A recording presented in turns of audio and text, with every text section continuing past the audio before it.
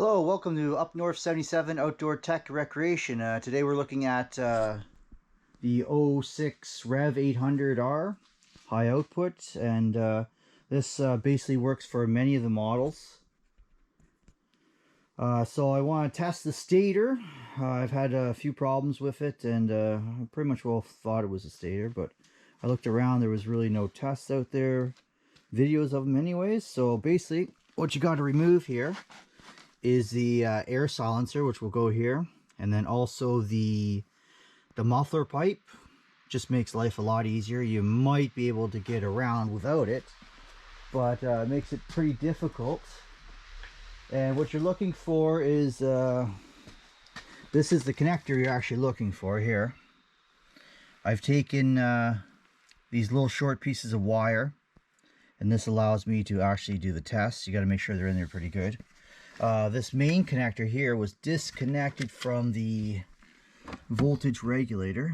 You'll see that in there, that little box and the two prongs. So that's where that came from.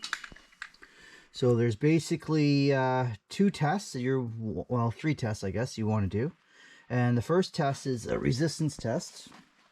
So there's three wires coming out. This is the official skidoo shop manual for 2006. And if you look down into there, you got between terminal 1 and 2, terminal 2 and 3, terminal 3 and 3, or sorry, 1 and 2, 1 and 3, and 2 and 3. And the resistance should be 0 to 0.5 ohms at 20 degrees Celsius. When I originally did this test, it was approximately 20 degrees Celsius. It's a little bit colder today. So what cold is going to do for you is you're basically going to get a little more resistance. But what I find with a lot of these stators that I've tested and repaired is that if they're out a little bit, you're just going to continuously go out and out and out, and you're eventually going to have to replace them anyways. So let's switch on the old multimeter to the 200 range for ohms, because we're looking for a very low, 0 to 0.5. So we're testing all three wires, so we're just going to alternate one wire. So we've got both of these pushed in good. You can see that they're only connected to the two in there. My far wire is green, so I got two yellow on the one side and green on the other side, and then a blanked out one. Okay, so we make sure they're on there good. And you'll see the multimeter test 0.6. So it's close. Resistance tests don't always tell you so much, but now we're going to switch this one lead. Oops. Just like to fall out too. There we go.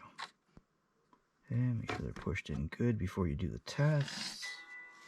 And we're back out here. And it gives it a few seconds to change. This one's out to 0.9. Just double check the leads, make sure they're in there good. And that's our final reading on that guy. Now what we're going to do is we're going to change our red one to the second. This one can actually pop out for a second here. Put this on skid. Oops. Let's go there. Yep. Make sure that's on there good. You can actually fray these backwards a little bit. It'll make them stick a little bit better. Make them a little bit fluffy. There we go. She stick it in there better. Okay. Sorry about the camera movement. Alright, so what we got here is a 0.7. So close to range. I'm not sure it was be a temperature thing or not, but they were dead on 0.5 for the resistance readings at 20 degrees Celsius. So, but the manipulating or the fluctuating of the numbers would give me a little bit of a guess that there could be something wrong. Also, you could have all three numbers being perfectly in this test, and you'll still be fine. So that's for that one. The second test we're going to look at, give you a little bit better idea. And this one's for all liquid-cooled models. So if you have, I don't know if there's an 800 air-cooled, I doubt it. But if you have an air-cooled or a fan-cooled model, Yeah, it's your 0 to 0.6. So for the same year, those measurements would be pretty good. And then we have our open circuit to ground. So these are going to tell you if your actual stator coil section is grounding out. So it's shorted out. It's got something that's rubbed down to ground. And so all we're going to do with that one is we're going to pop the negative line off. We're going to pop the negative line onto the terminal because it goes to all grounds on the skidoo. And then we're going to do a resistance check. Now you need to do a resistance check on all three lines, and of course 1 means that it's an open circuit, so there's no path. And of course always make sure that you're on the right resistance, because if you go up higher it will actually show you a 1 when you have a smaller resistance. So make sure you're within the range. Alright, let's switch over to this Java. You're just going to check them all basically here.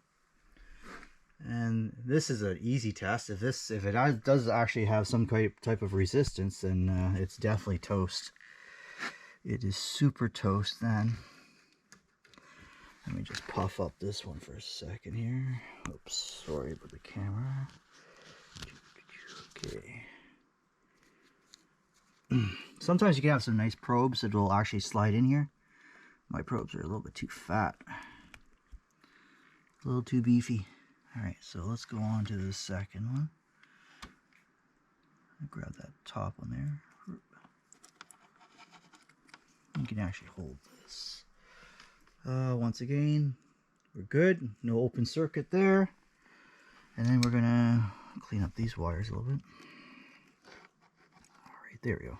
Just make sure they're not touching each other or something. Shouldn't affect it, but there we go. And our continuity is good.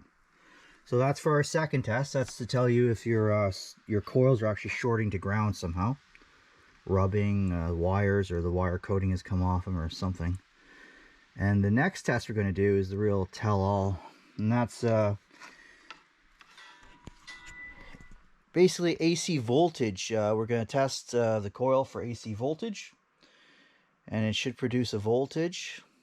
Anything with a voltage rectifier is producing AC voltage, so you want to test for AC. So what we're going to do is going to check the specs in the manual. You see here we got liquid cooled models. Any yellow wire to any other yellow wire should produce a voltage of 3.5 to 7.5 voltage AC. Okay, so that's AC alternating voltage.